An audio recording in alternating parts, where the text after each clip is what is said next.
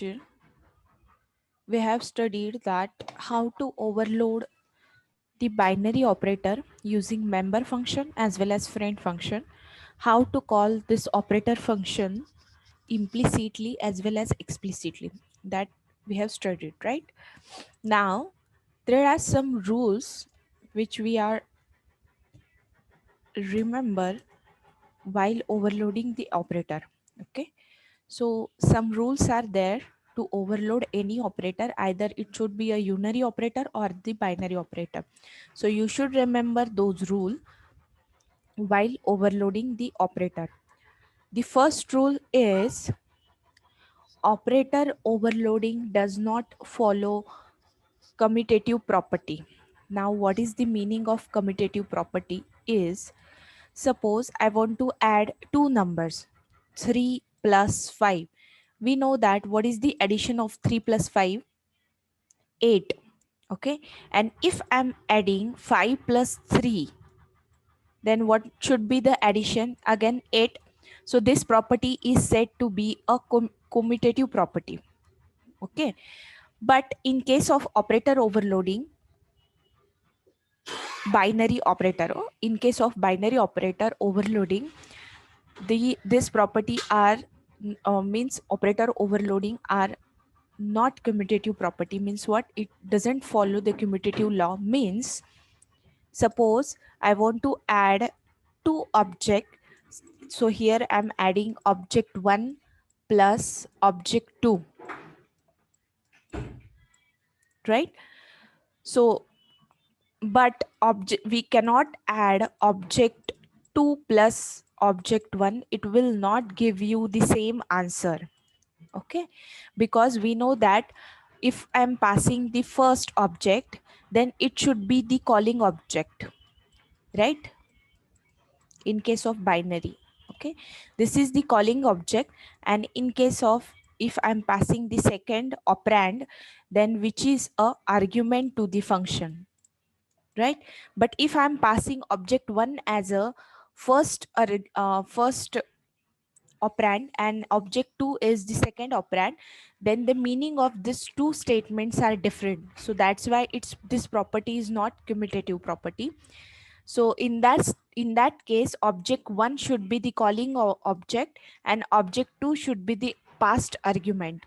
Okay, so that's why if you are overloading the operator, then it does not follow commutative property. Fine. This is the first rule you should remember. It, it should not follow, or it does not follow the commutative property. Are you getting what is the commutative property? Okay. Not follow commutative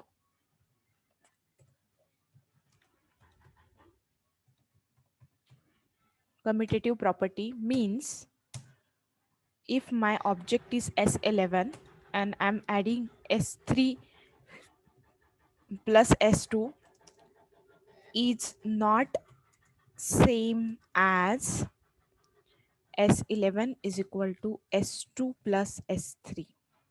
Okay, is not same as S2 plus S3. So this is the commutative property.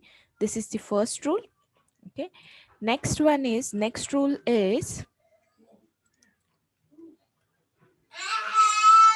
in case of unary operator overloading, member function method uses the operand provided by the system, and due to this reason operator function does not have any argument. When in case of unary operator overloading, member function uses only one operand, okay, by the system. So due to this, we are not providing any argument to the function. But in case of friend function, we are passing one single operand or one single argument by the user. So we need to pass one argument to the friend function. Okay, and that argument must be of class type, or that argument must be of object in case of unary operator overloading. We have seen this. If we have to overload the unary operator using member function, then we need to pass one argument, zero argument. But if we want to overload the unary operator using friend function, we have to pass one argument, and which is of type class. This is the second rule. In case of unary operator overloading using member function,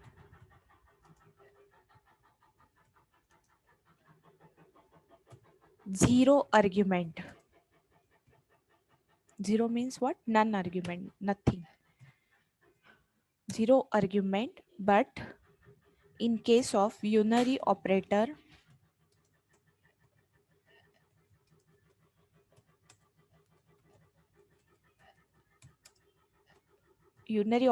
overloading using friend function,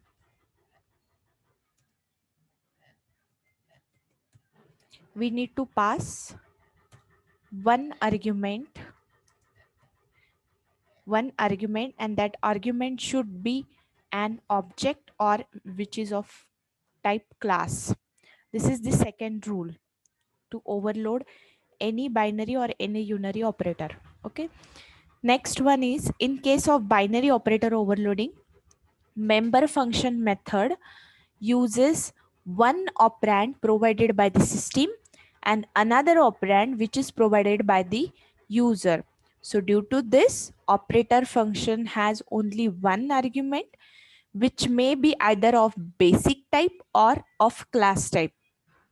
And if we have to overload the binary operator using friend function, then it uses both operand provided by the users, and that operand or that argument should be either both are of type class, or one is of type class and another one is of type basic data type, or first argument should be the basic data type or the second argument is of type class. Okay, so in case of binary operator overloading,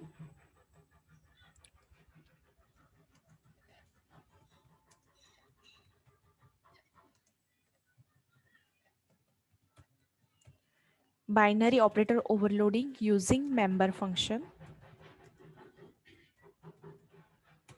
we need to pass one argument, and that argument is either of basic type or class type, means object. You can pass that single argument either is of basic type or object. But in case of friend function, so binary operator overloading using friend function,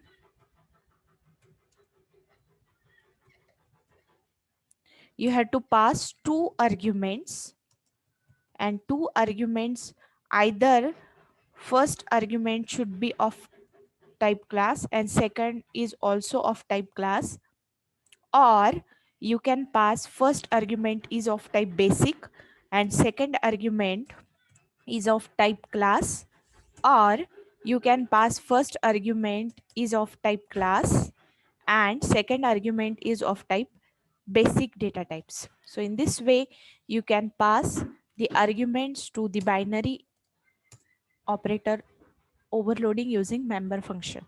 This is the third rule.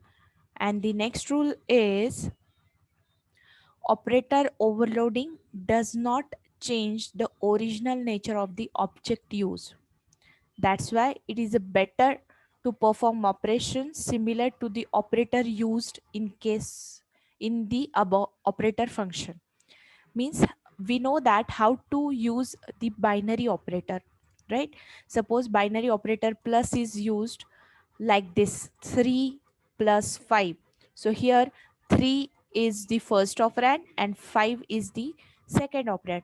So you should use the same way to call the operator function That means we are overloading the operator. So the meaning of this fourth rule is like this: you have to use the operator, binary operator overloading, in same way as we are using the operators, okay, for calling. So you can use implicit calling of operator function. Okay, this is the next rule. Now the next one is we cannot overload the size of operator, dot operator, scope resolution operator, and conditional operator. So always remember, we can overload as many operator, but except these operators. So can't overload, we cannot overload size of operator. Then we cannot overload the dot operator. We cannot overload scope resolution operator.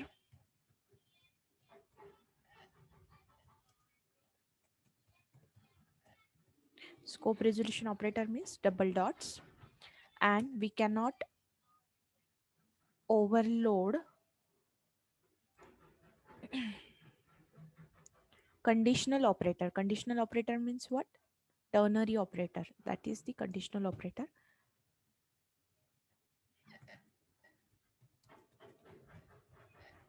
And that conditional operators are question mark and colon. So these are the operators we cannot overload. Fine. So these are the operator we cannot overload this operator.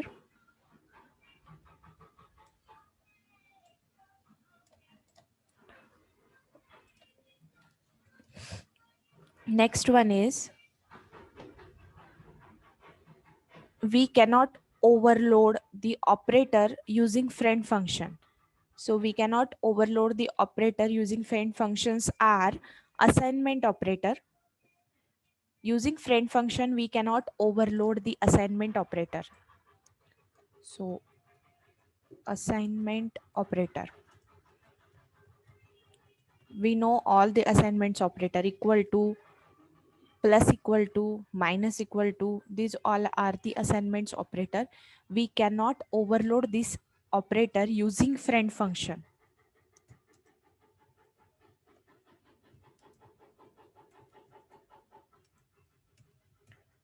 Cannot overload.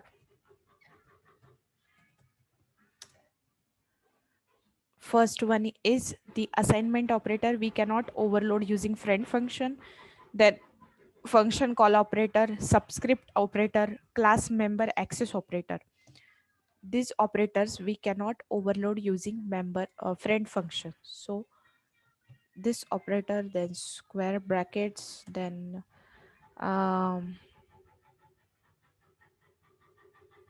pointer operator. So these operator we cannot overload using friend function. Okay, this is the next rule again.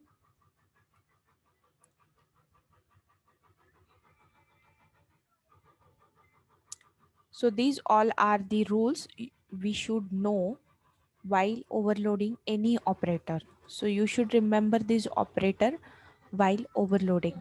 So this is the first rule, this is the second rule, third rule, fourth rule, and fifth rule. Okay, so the first rule should be it it does not follow the commutative property. Means what?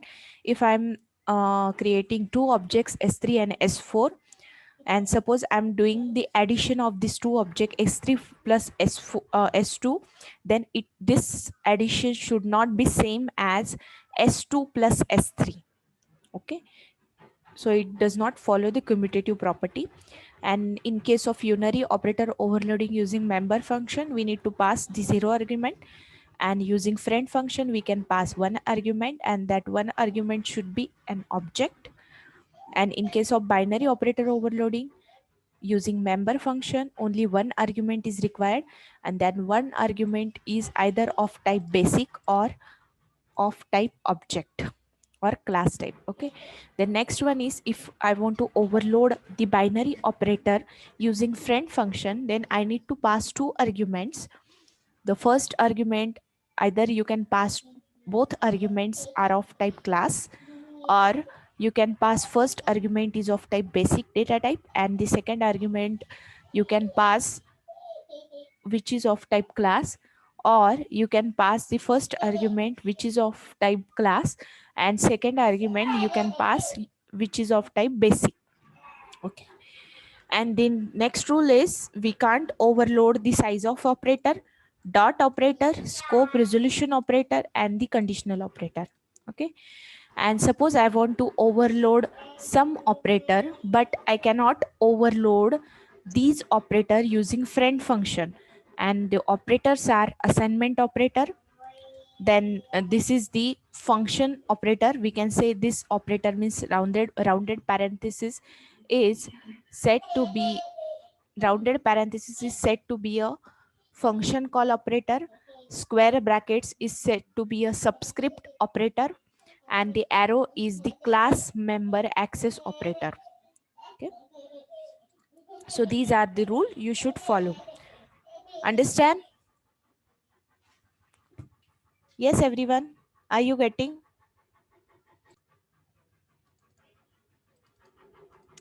Next topic is runtime polymorphism.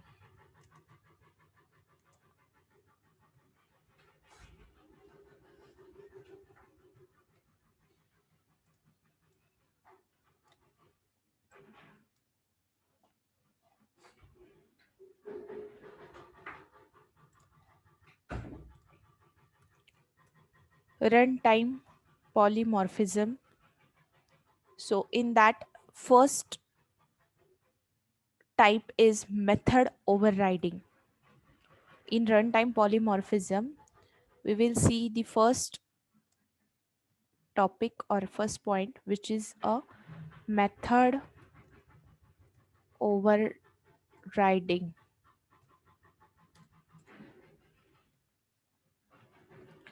What is the meaning of overriding? Yes, can you tell me what is the meaning of overriding?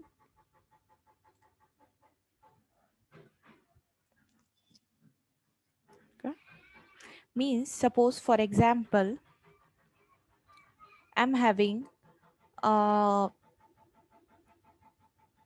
one variable which is declared in a memory, right? At location something 1000 location. Okay. And in this variable, it will store the value, suppose 5. Previous value is 5. And I want to store one more value, or I'm replacing this value of A with 10. So I'm overwriting this 10 value on 5. So the current value of A is now 10. Overwriting means what? Forcefully we are writing on that method. Or if I'm having two methods, one is defined firstly and second one is defined after that, then second method is overwritten on first method. Similarly over here I am overwritten 10 on 5. Similarly, if I'm having two methods means what? Function. Okay. If I'm having two methods, first method, that is the first one, and second method, that is the second one. So both methods have the same name. Then I'm overwriting the second method on first, and such a kind of concept is known as overriding. Okay. So what is the meaning of overriding? So we know that in case of inheritance, normally does not allow to use a member function inside the base class. So we have seen various examples which is based on the inheritance. But in that case, whether we are defining any member function inside the base class, no, it is just a member function which accepts the data and which will print the data on the screen in case in derived class, right?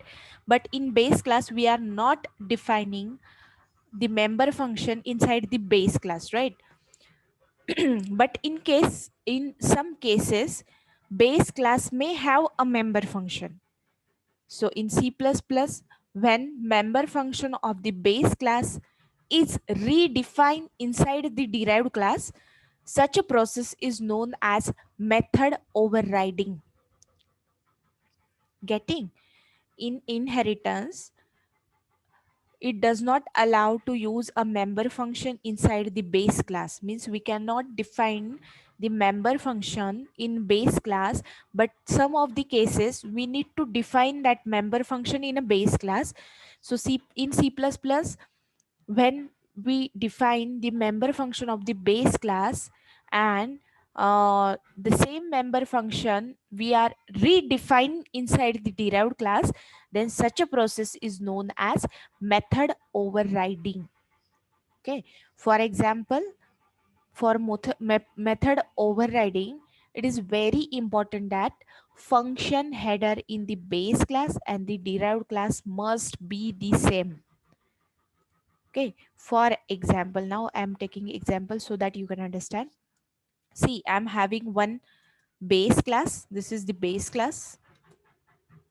Okay, and I'm having one derived class, so derived, and this derived class is generated publicly from the base class. So this is the single inheritance, and if I'm defining under public access specifier, I'm defining one function or one method, we can say method, void fun. Fun is my one function or method. In that there is some statement. Now the same method I can write in derived class. Same method I can write in derived class. Then such a type of definition is said to be a function overriding. In this case, void fun is my function or method, and same method I can define in the derived class also. So this derived class methods override the base class methods. So such a type of definition or such a type of concept is known as method overriding. Okay, so here in this case, this derived class methods override the base class methods. Means previously we write the definition of base class method, and after that the same method we can define, but we are overriding this method, derived class method, on base class methods. Okay, so such a concept is known as method overriding. So you should remember one point: definition or this prototype or declaration of this base class method should be the same as derived class. Means these two are the same. Function prototype or function declaration should be the same in base class as well as derived class. Are you getting? So we will see one example so that you can understand. Okay.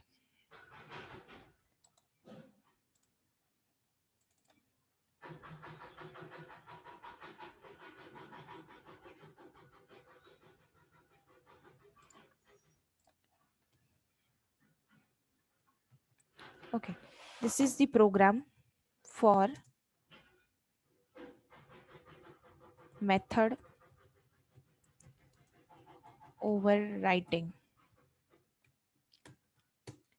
So firstly include all the files, hash include iostream.h, hash include conio.h. Next, I'm having one class which is the base class. I'm having one derived class,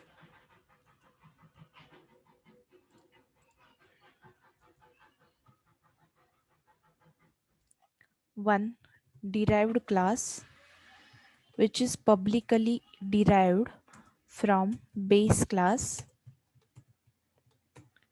Okay, again I'm having void main method because execution always starts from main.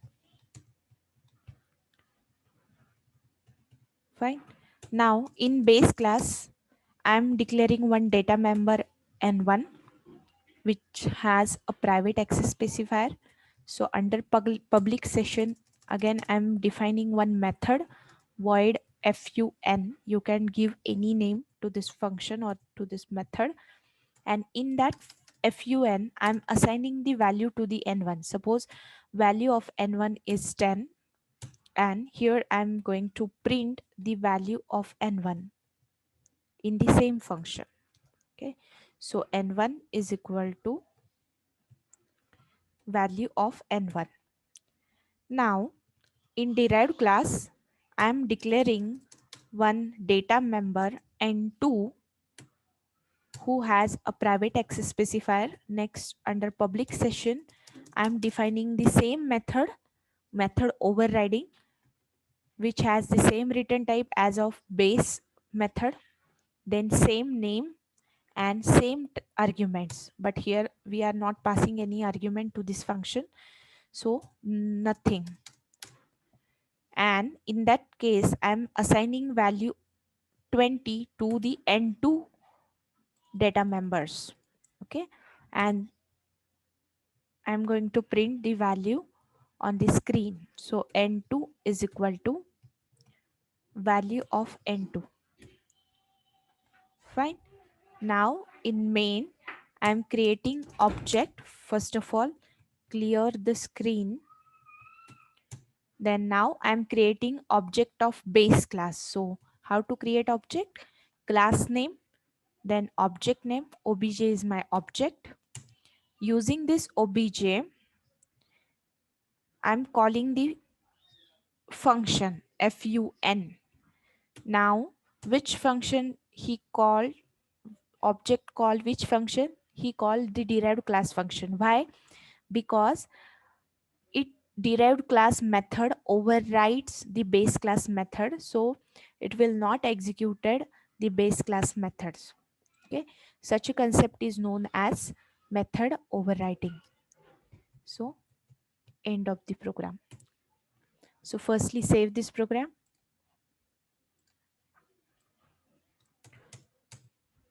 Method overwriting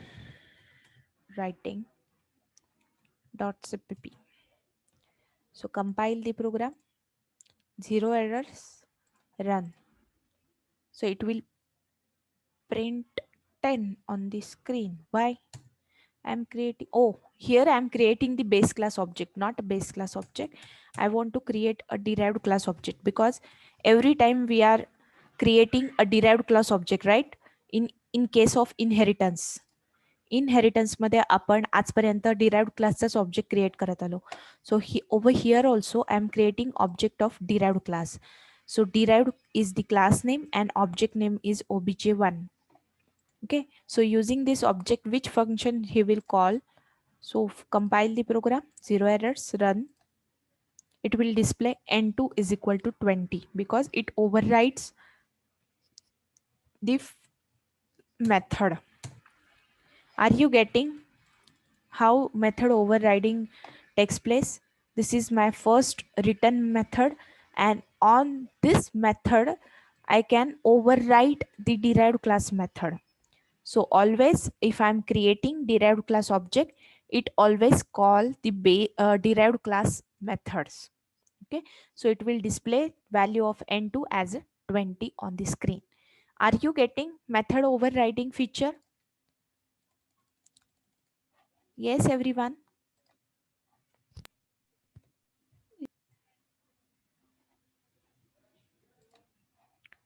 Okay, so this is the method overriding.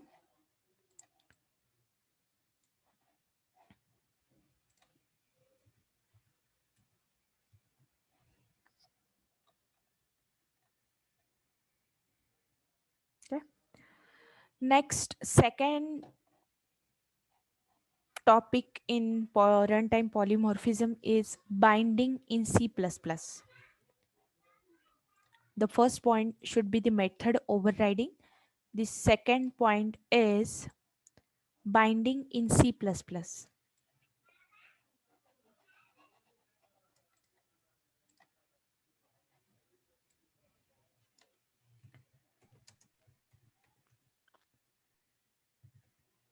Binding in C++.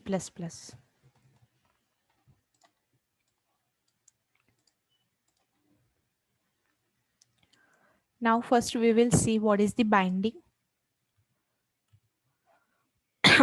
C++ supports a mechanism known as binding, which links two-piece code written at different location.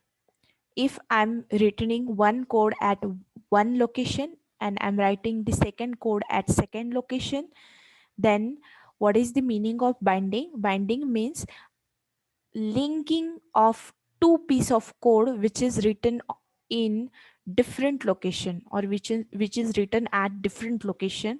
So we have to link these two codes, then such a type of linking is said to be a binding.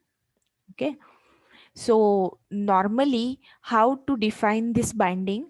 The process of establishing a link between function call and the function definition. Okay, so what is the meaning of binding? It is a process of establishing a link between function call and function definition. So it is a link between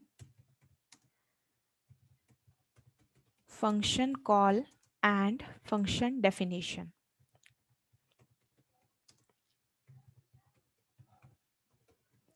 As we know that uh, we we are defining one function. For example, here I'm defining one function as a void fun. This is my function, and this function contains some set of statements. You can write any statement within this. For example, this is my statements, and in main void main function we call the given function like this. How to call this given function? Just we are passing the name. So this is said to be a function call, and this is the function definition, right? So what is the meaning of binding? Binding is establishing a link between function call and the function definition.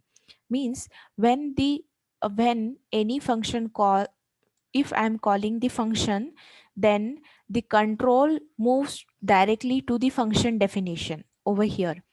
So why, how this it will happen? ज्यावेळेस आपण function call करतो त्यावेळेसली आपला control कुठे जातो? जिथे फंक्शनची definition आहे, मग ती कुठेही लिहिलेली असो. Either you can write the function definition before main, after main, outside class, inside the class. When we call function, then control comes to the function definition. Why? Because binding methods, because of binding method, because it establishes the link between function call and the function definition. Okay, so again there are two types of binding. First one is, first type of binding is the, okay,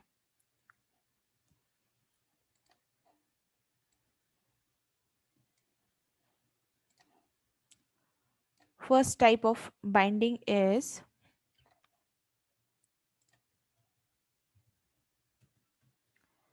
static binding, and second one is the dynamic binding.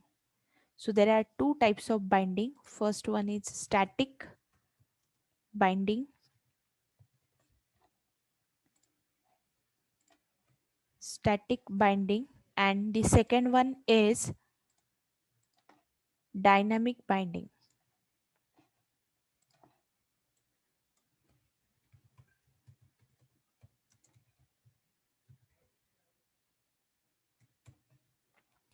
So there are again